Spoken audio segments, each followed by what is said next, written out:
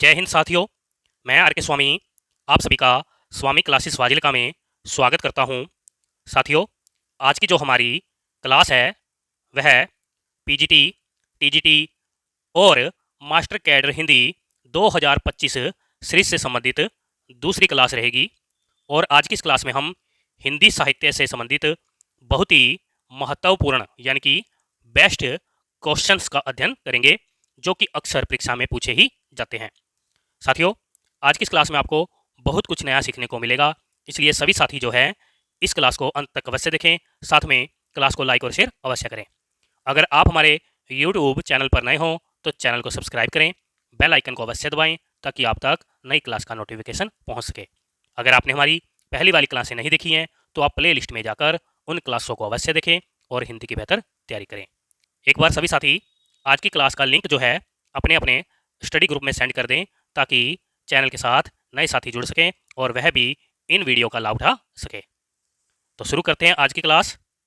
साथियों, यह जो क्लास है हर रोज शाम 7 बजे हुआ करेगी। तो देखते हैं आज की क्लास का पहला क्वेश्चन। निम्न में से किस विद्वान ने हिंदी साहित्य के प्रारंभिक काल को वीर गाथा काल नाम दिया है? बहुत ही महत्वपूर्ण क्वेश्चन है और अक्सर परीक्षा में पूछा ही जाता है। आप चाहे इसे आईएमपी क्वेश्चन कर सकते हो। उत्तर दीजिए सभी साथी। यानी कि आपने 4 विकल्प में से एक विकल्प को चुनना है जो इस क्वेश्चन का आंसर है। ए विकल्प में है जॉर्ज ग्रियर्सन जी, बी विकल्प में है आचार्य रामचंद्र शुक्ल जी, सी विकल्प में है राहुल साकृत्यायन जी और डी विकल्प में है राम कुमार वर्मा जी। क्या उत्तर सही होना चाहिए? हिंदी साहित्य के प्रारंभिक काल को वीर गाथा काल जो है आचार्य रामचंद्र शुक्ल जी ने कहा है। यानी कि इस प्रश्न का सही उत्तर है बी विकल्प। जॉर्ज ग्रियर्सन जी ने हिंदी साहित्य के प्रारंभिक काल को चारण काल कहा है। राहुल साकृत्यायन जी ने हिंदी साहित्य के प्रारंभिक काल को सिद्ध सामंत काल कहा है। और डॉक्टर राम कुमार वर्मा जी ने हिंदी साहित्य के प्रारंभिक काल को चारण काल व संधि काल कहा है। ओके जी, कर लोगे सभी साथी? आगे देखते हैं नेक्स्ट क्वेश्चन। आदिकाल के नामकरण से संबंधित कौन सा युगम अशुद्ध है? नीचे 4 विकल्प दिए गए हैं, इनमें से एक युगम जो है गलत है, उस गलत युगम का ही चुनाव करना है। ए विकल्प में है बीजवप्पन काल, राम कुमार वर्मा जी ने कहा, बी विकल्प में है चारण काल, जॉर्ज ग्रियर्सन जी ने कहा, सी विकल्प में है आरंभिक काल, मिश्र बंधु जी ने कहा और डी विकल्प में है प्रारंभिक काल, गणपति चंद्र गुप्त जी ने कहा। क्या उत्तर सही होना चाहिए? प्रारंभिक काल आदिकाल को गणपति चंद्र गुप्त जी ने कहा, यह बिल्कुल सही है। आरंभिक काल मिश्र बंधु जी ने कहा। चारण काल जो है आदिकाल को जॉर्ज ग्रियर्सन जी ने कहा, लेकिन बीजप्पन काल राम कुमार वर्मा जी ने नहीं कहा। आदिकाल को बीजप्पन काल जो है महावीर प्रसाद द्विवेदी जी ने कहा है। यानी कि इस प्रश्न का सही उत्तर है ए विकल्प। कर लोगे सभी साथी याद? आगे देखते हैं नेक्स्ट क्वेश्चन। हिंदी साहित्य के प्रथम काल को वीर काल किसने कहा है? ए विकल्प में है आचार्य रामचंद्र शुक्ल जी, बी विकल्प में है मिश्र बंधु जी, सी विकल्प में है विषमनाथ प्रसाद मिश्र जी और डी विकल्प में है राम कुमार वर्मा जी। क्या उत्तर सही होना चाहिए? बहुत ही अच्छा क्वेश्चन, सभी साथी उत्तर दीजिए। आचार्य रामचंद्र शुक्ल जी ने हिंदी साहित्य के प्रथम काल को वीर गाथा काल कहा है। मिश्र बंधु जी ने हिंदी साहित्य के प्रथम काल को आरंभिक आरंभिक काल कहा है। राम कुमार वर्मा जी ने हिंदी साहित्य के प्रथम काल को चारण चारण काल व संधि संधि काल कहा है। ओके जी, यानी कि इस प्रश्न का सही उत्तर है सी विकल्प। विश्वनाथ प्रसाद जी ने हिंदी साहित्य के प्रथम काल को वीर काल कहा है। आगे देखते हैं नेक्स्ट क्वेश्चन। हिंदी साहित्य के प्रथम काल को आदिकाल नाम किसने दिया है? ए विकल्प में है आचार्य रामचंद्र शुक्ल जी, बी विकल्प में है हजारी प्रसाद द्विवेदी जी, सी विकल्प में है राहुल साकृत्यायन जी और डी विकल्प में है वासुदेव शरण अग्रवाल जी। क्या उत्तर सही होना चाहिए?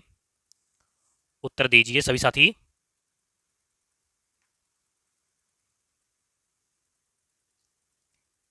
हिंदी साहित्य के प्रथम काल को आदिकाल नाम जो है हजारी प्रसाद द्विवेदी जी ने दिया है, यानी कि इस प्रश्न का सही उत्तर है बी विकल्प। आगे देखते हैं नेक्स्ट क्वेश्चन। निम्न में से कौन सा नाम आदिकाल का नहीं है? क्या उत्तर सही होना चाहिए? निम्न में से कौन सा नाम आदिकाल का नहीं है?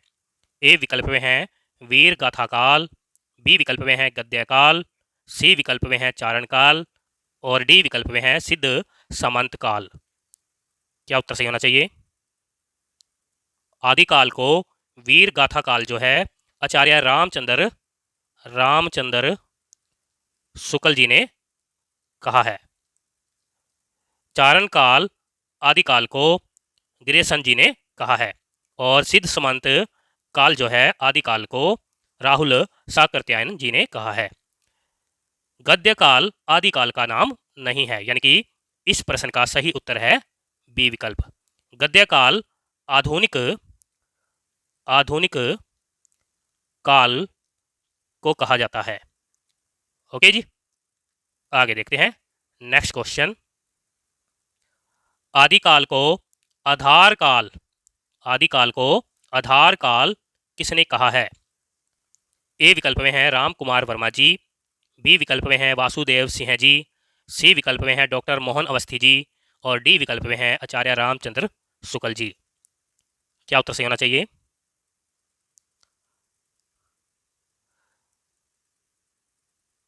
राम कुमार वर्मा जी ने आदिकाल को चारण काल व संधि काल कहा है। आचार्य रामचंद्र शुक्ल जी ने आदिकाल को वीर गाथा काल कहा है। वासुदेव सिंह जी ने आदिकाल को उद्भव काल कहा है, यानी कि इस प्रश्न का सही उत्तर है सी विकल्प। डॉक्टर मोहन अवस्थी जी ने आदिकाल को आधार काल कहा है। ओके जी, आगे देखते हैं नेक्स्ट क्वेश्चन। हिंदी के गद्य साहित्य को किसने गद्य का आविर्भाव, गद्य का परिवर्तन, गद्य का प्रसार और गद्य की वर्तमान गति नामक खंडों में विभक्त करके विवेचन किया है? 4 विकल्प दिए गए हैं, सही विकल्प का चयन करेंगे। ए विकल्प में है मिस्र बंधु जी, बी विकल्प में है डॉक्टर बच्चन सिंह जी, सी विकल्प में है आचार्य रामचंद्र शुक्ल जी और डी विकल्प में है शिव सिंह सैगर जी। क्या उत्तर सही होना चाहिए? आचार्य रामचंद्र शुक्ल जी ने हिंदी साहित्य के गद्य साहित्य को गद्य का आविर्भाव, गद्य का परिवर्तन, गद्य का प्रसार और गद्य की वर्तमान गति नामक खंडों में विभक्त करके विवेचन किया है। ओके जी, यानी कि इस प्रश्न का सही उत्तर है सी विकल्प। आगे देखते हैं नेक्स्ट क्वेश्चन। आचार्य रामचंद्र शुक्ल जी ने हिंदी साहित्य का आरंभ कब से माना है?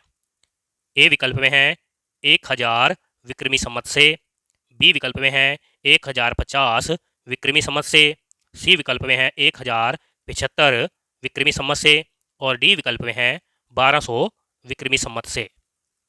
क्या उत्तर सही होना चाहिए? आचार्य रामचंद्र शुक्ल जी ने हिंदी साहित्य का आरंभ जो है 1050 विक्रमी संवत से माना है, यानी कि इस प्रश्न का सही उत्तर है बी विकल्प। आचार्य रामचंद्र शुक्ल जी ने हिंदी साहित्य के 900 वर्ष के इतिहास को चार भागों में बांटते हुए इन्होंने इसका नामकरण किया है। यह चार भाग है। नंबर 1 पर आता है आदिकाल, नंबर 2 पर आता है पूर्व मध्यकाल जिसे भक्तिकाल कहते हैं, नंबर 3 पर आता है उत्तर मध्यकाल जिसे रीतिकाल भी कहते हैं और नंबर 4 पर आता है आधुनिक काल जिसे गद्यकाल कहा जाता है। ओके जी, कर लोगे सभी साथी? आगे देखते हैं next question. Doctor Ram Kumar Verma ji ने हिंदी साहित्य का आरंभ कब से माना है? ए विकल्प में है 693 ईस्वी से, बी विकल्प में है 700 ईस्वी से, सी विकल्प में है 1000 ईस्वी से और डी विकल्प में है 1050 ईस्वी से। क्या उत्तर सही होना चाहिए? डॉक्टर राम कुमार वर्मा जी ने हिंदी साहित्य का आरंभ जो है 693 ईस्वी से माना है, यानी कि इस प्रश्न का सही उत्तर है ए विकल्प। डॉक्टर राम कुमार वर्मा जी के इतिहास ग्रंथ का नाम है हिंदी साहित्य का आलोचनात्मक इतिहास। यह सन 1938 ईस्वी में प्रकाशित हुआ था। इसमें ही जो है राम कुमार वर्मा जी ने हिंदी साहित्य का आरंभ जो है 693 ईस्वी से माना है। ओके जी, आगे देखते हैं नेक्स्ट क्वेश्चन। बौद्ध धर्म से जुड़े साहित्य की भाषा क्या है? ए विकल्प में है वैदिक संस्कृत, बी विकल्प में है लौकिक संस्कृत, सी विकल्प में है प्राकृत और डी विकल्प में है पाली। क्या उत्तर सही होना चाहिए?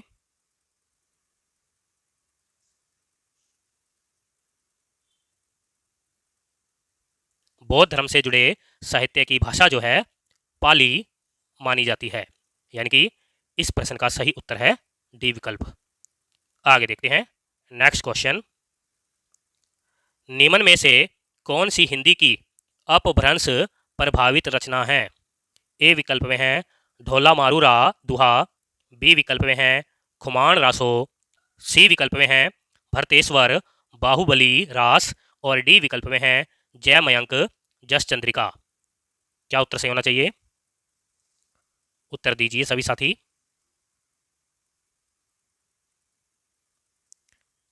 हिंदी की अपभ्रंश प्रभावित रचना है भरतेश्वर बाहुबली रास, यानी कि इस प्रश्न का सही उत्तर है सी विकल्प। अपभ्रंश में रास नामक पहली सरस कृति भरतेश्वर बाहुबली रास मानी जाती है। मुनि जिन विजय ने इस ग्रंथ को जैन साहित्य की रास परंपरा का प्रथम ग्रंथ माना है। इसकी रचना शालिभद्र सूरि ने की थी। खुमान रासो ग्रंथ के रचनाकार का नाम है दलपति विजय। ओके जी। ढोला मारूरा दुहा रचना जो है कलोल कवि जी की मानी जाती है और जय मयंक जस चंद्रिका जो है मधुकर जी की मानी जाती है। ओके जी, कर लोगे सभी साथी? आगे देखते हैं नेक्स्ट क्वेश्चन। पंच पांडव चरितरास रचना किसकी है? पंच पांडव चरितरास रचना किसकी है? उत्तर दीजिए सभी साथी।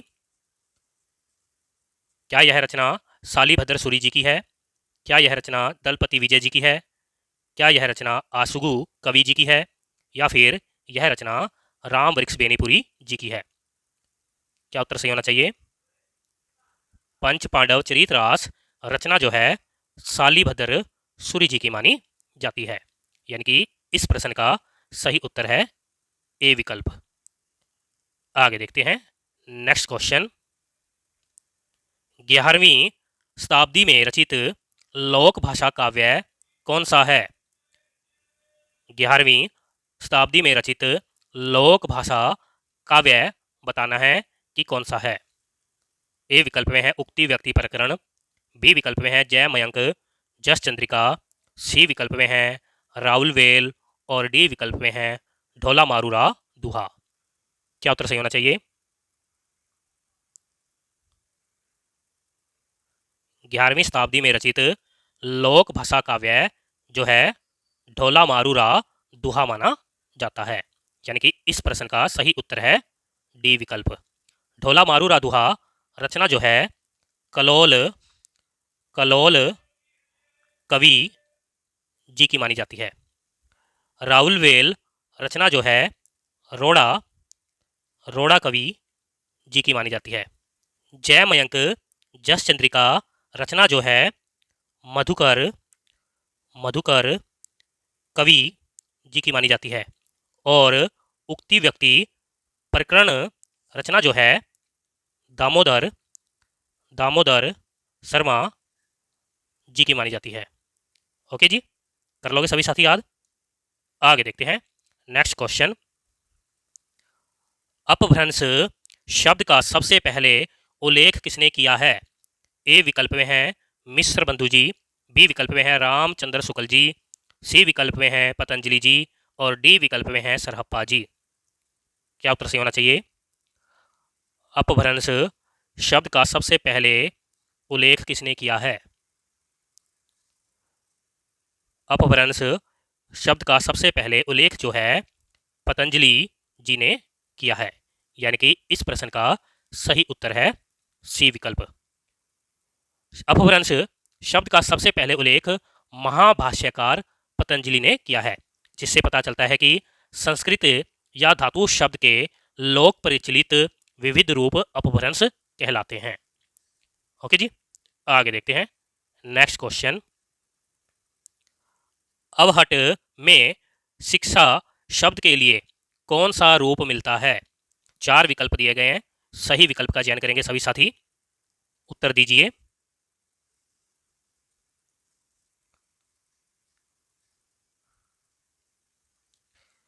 अवहट में शिक्षा शब्द के लिए जो है शिक्षा शिक्षा शब्द मिलता है। ओके जी, अवहट जो है अपभ्रंश शब्द का विकृत रूप है।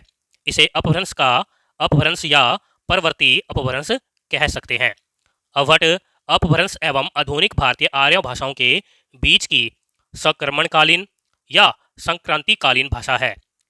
इसका यानी कि अवहट भाषा का कालखंड जो है 900 ईस्वी से लेकर 1100 ईस्वी तक निर्धारित किया गया है। अवहट को अपभ्रंश और पुरानी हिंदी के बीच की कड़ी माना गया है। ओके जी, आगे देखते हैं नेक्स्ट क्वेश्चन। राहुल साकृत्यायन जी के अनुसार चर्यागीत और दोहा कोश की रचना करने वाले पहले बौद्ध सिद्ध कवि हैं। ए विकल्प में है सरहप्पा जी, बी विकल्प में है कणहप्पा जी, सी विकल्प में है स्वयंभू जी और डी विकल्प में है डोम्बिपा जी। उत्तर दीजिए। बहुत ही अच्छा क्वेश्चन है और अक्सर परीक्षा में पूछा ही जाता है। राहुल साकृत्यायन जी के अनुसार चर्या गीत और दोहा कोश की रचना करने वाले पहले बौद्ध सिद्ध कवि हैं सरहप्पा जी। ओके जी, यानी कि इस प्रश्न का सही उत्तर है ए विकल्प। आगे देखते हैं नेक्स्ट क्वेश्चन। अधिकांश साहित्य इतिहासकारों के अनुसार हिंदी का प्रथम कवि कौन है? ए विकल्प में है विद्यापति जी, बी विकल्प में है सूरदास जी, सी विकल्प में है सरहप्पा जी और डी विकल्प में है रोड़ा कवि जी। क्या उत्तर सही होना चाहिए? बिल्कुल सही है। अधिकांश साहित्य इतिहासकारों के अनुसार यानी कि सर्वमान्य मत के अनुसार सरहप्पा जी हिंदी के प्रथम कवि माने जाते हैं। यानी कि इस प्रश्न का सही उत्तर है सी विकल्प। सरहप्पा जी के सरहपाद, सरोज बज्जर, पद्य तथा पद्य वज्जर नाम भी मिलते हैं। ओके जी, आगे देखते हैं नेक्स्ट क्वेश्चन। हिंदी के किस इतिहासकार के मतानुसार सालीभद्र सूरी जी हिंदी के प्रथम कवि हैं? ए विकल्प में हैं डॉक्टर गणपति चंद्र गुप्त जी, बी विकल्प में हैं डॉक्टर राम कुमार वर्मा जी, सी विकल्प में हैं डॉक्टर नगेंद्र जी और डी विकल्प में हैं आचार्य रामचंद्र शुक्ल जी। क्या उत्तर सही होना चाहिए? उत्तर दीजिए। डॉक्टर गणपति चंद्र गुप्त जी के मतानुसार सालीभद्र सूरी जी हिंदी के प्रथम कवि माने जाते हैं, यानी कि इस प्रश्न का सही उत्तर है ए विकल्प। आगे देखते हैं नेक्स्ट क्वेश्चन। सिद्धों का प्रथम कवि कौन है? सिद्धों का प्रथम कवि बताना है कि वह कौन है। ए विकल्प में है सरहप्पा जी, बी विकल्प में है कणहप्पा जी, सी विकल्प में है शेरपा जी और डी विकल्प में है डोम्बिपा जी। क्या उत्तर सही होना चाहिए? सिद्धों का प्रथम कवि जो है सरहप्पा जी माने जाते हैं, यानी कि इस प्रश्न का सही उत्तर है ए विकल्प। सिद्धों की संख्या जो है 84 मानी जाती है। आगे देखते हैं नेक्स्ट क्वेश्चन। सिद्धों में सबसे पुराने सिद्ध कौन माने जाते हैं? ए विकल्प में है लुहिपा जी, बी विकल्प में है सरहप्पा जी, सी विकल्प में है नारोपा जी और डी विकल्प में है गोरक्षपा जी। क्या उत्तर सही होना चाहिए? उत्तर दीजिए सभी साथी। सिद्धों में सबसे पुराने सिद्ध जो है सरहप्पा जी माने जाते हैं, यानी कि इस प्रश्न का सही उत्तर है बी विकल्प। आगे देखते हैं नेक्स्ट क्वेश्चन। स्वयंभू जी को हिंदी का प्रथम कवि किसने माना है? बहुत ही अच्छा क्वेश्चन, आईएमपी क्वेश्चन है, अक्सर परीक्षा में पूछा ही जाता है। उत्तर दीजिए। स्वयंभू जी को हिंदी का प्रथम कवि किसने माना है? ए विकल्प में है राम कुमार वर्मा जी, बी विकल्प में है आचार्य रामचंद्र शुक्ल जी, सी विकल्प में है हजारी प्रसाद द्विवेदी जी और डी विकल्प में है डॉक्टर बच्चन सिंह जी। उत्तर दीजिए सभी साथी। डॉक्टर बच्चन सिंह जी ने हिंदी का प्रथम कवि जो है विद्यापति जी को माना है। हजारी प्रसाद द्विवेदी जी ने हिंदी का प्रथम कवि जो है अब्दुर रहमान जी को माना है। आचार्य रामचंद्र शुक्ल जी ने हिंदी का प्रथम कवि जो है राजा मूंज या राजा भोज जी को हिंदी का प्रथम कवि माना है। इसलिए इस प्रश्न का सही उत्तर हुआ राम कुमार वर्मा जी, यानी कि स्वयंभू जी को राम कुमार वर्मा जी ने हिंदी का प्रथम कवि माना है। इस प्रश्न का सही उत्तर है ए विकल्प। ओके जी, आगे देखते हैं नेक्स्ट क्वेश्चन। निम्न में से सहजयान के प्रवर्तक कौन हैं? ए विकल्प में है सरहप्पा जी, बी विकल्प में है सबरप्पा जी, सी विकल्प में है कणहप्पा जी और डी विकल्प में है डोम्बिपा। यहाँ पर पा है, डोम्बिपा जी। यहाँ मैं लिख देता हूँ डोम्बिपा जी। ओके जी, निम्न में से सहजयान के प्रवर्तक कौन है? सहजयान के प्रवर्तक जो है सरहप्पा जी माने जाते हैं, यानी कि इस प्रश्न का सही उत्तर है ए विकल्प। आगे देखते हैं नेक्स्ट क्वेश्चन। प्राकृताभास हिंदी से क्या आशय है? ए विकल्प में है संस्कृत, बी विकल्प में है प्राकृत, सी विकल्प में है पाली और डी विकल्प में है अपभ्रंश। क्या उत्तर सही होना चाहिए? प्राकृताभास हिंदी से आशय है अपभ्रंश। ओके जी, यानी कि प्राकृताभास हिंदी को अपभ्रंश भाषा माना जाता है। इस प्रश्न का सही उत्तर है डी विकल्प। आगे देखते हैं नेक्स्ट क्वेश्चन। 10वीं से 14वीं शताब्दी के साहित्य को किस विद्वान ने आदिकाल के अंतर्गत रखा है? ए विकल्प में है आचार्य रामचंद्र शुक्ल जी, बी विकल्प में है राहुल साकृत्यायन जी, सी विकल्प में है मिस्र बंधु जी, यहाँ लिख देता हूँ मैं, थोड़ी सी वर्तनी गलत है, मिस्र बंधु जी, और डी विकल्प में है हजारी प्रसाद द्विवेदी जी। क्या उत्तर सही होना चाहिए? उत्तर दीजिए सभी साथी। 10वीं से 14वीं शताब्दी के साहित्य को जो है आदिकाल के अंतर्गत हजारी प्रसाद द्विवेदी जी ने रखा है, यानी कि इस प्रश्न का सही उत्तर है डी विकल्प। आगे देखते हैं नेक्स्ट क्वेश्चन। अपभ्रंश को पुरानी हिंदी सर्वप्रथम किसने कहा है? बहुत ही अच्छा क्वेश्चन, उत्तर दीजिए सभी साथी। ए विकल्प में है आचार्य रामचंद्र शुक्ल जी, बी विकल्प में है चंद्रधर शर्मा गुलेरी जी, सी विकल्प में है राहुल साकृत्यायन जी, और डी विकल्प में है मिस्र बंधु जी। क्या उत्तर सही होना चाहिए? अपभ्रंश को पुरानी हिंदी सर्वप्रथम जो है चंद्रधर शर्मा गुलेरी जी ने कहा है, यानी कि इस प्रश्न का सही उत्तर है बी विकल्प। आगे देखते हैं नेक्स्ट क्वेश्चन। चंद्रधर शर्मा गुलेरी जी ने किसको पुरानी हिंदी का प्रथम कवि स्वीकार किया है? उत्तर दीजिए। ए विकल्प में है सरहप्पा जी, बी विकल्प में है स्वयंभू जी, सी विकल्प में है राजा मूंज जी, और डी विकल्प में है विद्यापति जी। क्या उत्तर सही होना चाहिए? चंद्रधर शर्मा गुलेरी जी ने पुरानी हिंदी का प्रथम कवि जो है राजा मूंज जी को माना है। ओके जी। सरहप्पा जी को राहुल सा कृत्यायन जी ने हिंदी का प्रथम कवि माना है।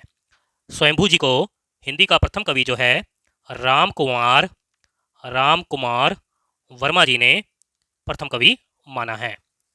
और विद्यापति जी को हिंदी का प्रथम कवि जो है डॉक्टर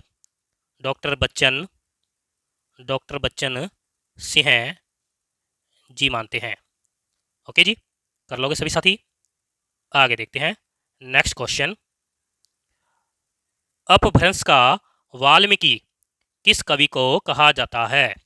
बहुत ही अच्छा क्वेश्चन। अपभ्रंश का वाल्मीकि किस कवि को कहा जाता है? 4 विकल्प दिए गए हैं, सही विकल्प का चयन करेंगे। ए विकल्प में है धनपाल जी, बी विकल्प में है पुष्पदंत जी, सी विकल्प में है शालीभद्र सूरी जी, और डी विकल्प में है स्वयंभू जी। क्या उत्तर सही होना चाहिए? अपभ्रंश का वाल्मीकि जो है स्वयंभू जी को माना जाता है या कहा जाता है, यानी कि इस प्रश्न का सही उत्तर है डी विकल्प। स्वयंभू जी को अपभ्रंश का प्रथम महाकवि भी कहा जाता है। ओके जी, कर लोगे सभी साथी याद। आगे देखते हैं नेक्स्ट क्वेश्चन। पौमचर्यू किसकी रचना है? ए विकल्प में है विद्यापति जी, बी विकल्प में है अब्दुल रहमान जी, सी विकल्प में है स्वयंभू जी, और डी विकल्प में है चंदबर दाई जी। क्या उत्तर सही होना चाहिए? पयमचर्यू रचना जो है स्वयंभू जी की मानी जाती है, यानी कि इस प्रश्न का सही उत्तर है सी विकल्प। आगे देखते हैं नेक्स्ट क्वेश्चन। निम्न में से किस ग्रंथ में लिखा है कि अग्नि परीक्षा के बाद सीता जी जैन धर्म में दीक्षित हो जाती है? ए विकल्प में है परमात्मा प्रकाश, बी विकल्प में है महापुराण, सी विकल्प में है भविष्यत कहाँ, और डी विकल्प में है पौमचर्यू। क्या उत्तर सही होना चाहिए? उत्तर दीजिए सभी साथी।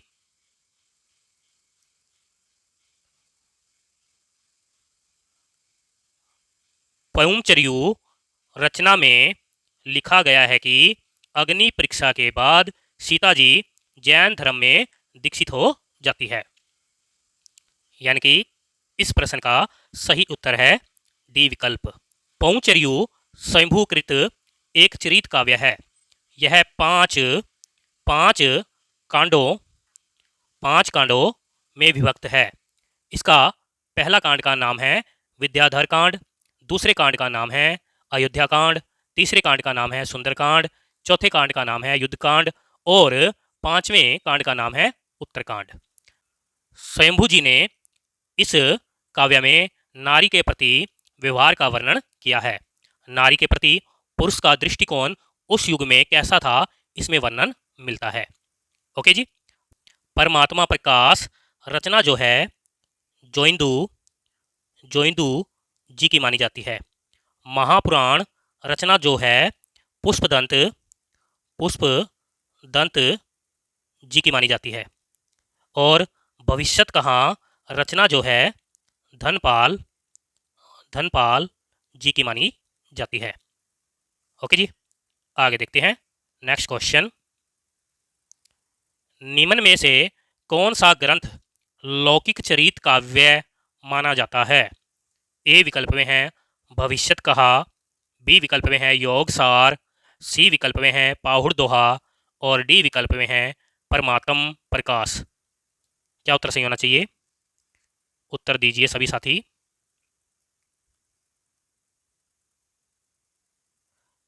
लौकिक चरित काव्य जो है भविष्यत कहा माना जाता है। यानी कि इस प्रश्न का सही उत्तर है ए विकल्प। भविष्यत कहा रचना जो है धनपाल जी की मानी जाती है। पाहुड़ दोहा रचना जो है राम सिंह जी की मानी जाती है।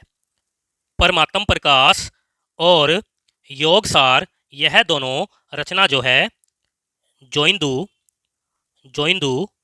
जी की मानी जाती है। ओके जी, आगे देखते हैं नेक्स्ट क्वेश्चन।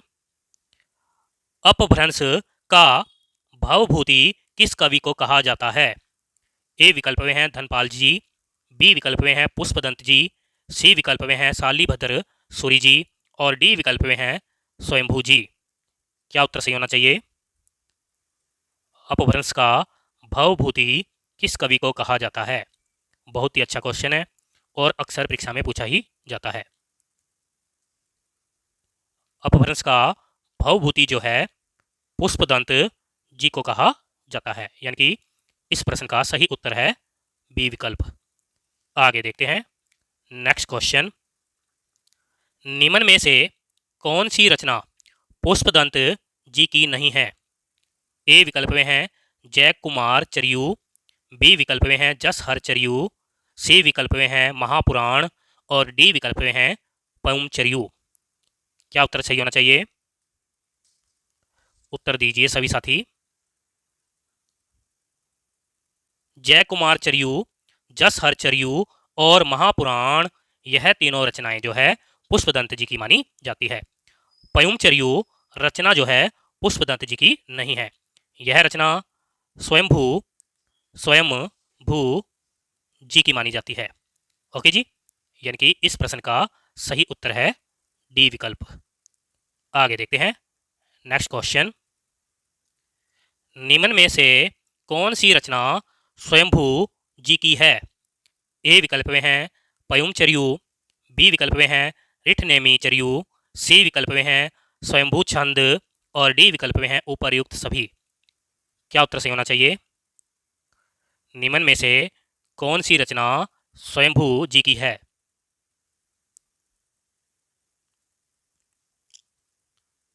उपर्युक्त सभी रचनाएं जो हैं स्वयंभू जी की मानी जाती है।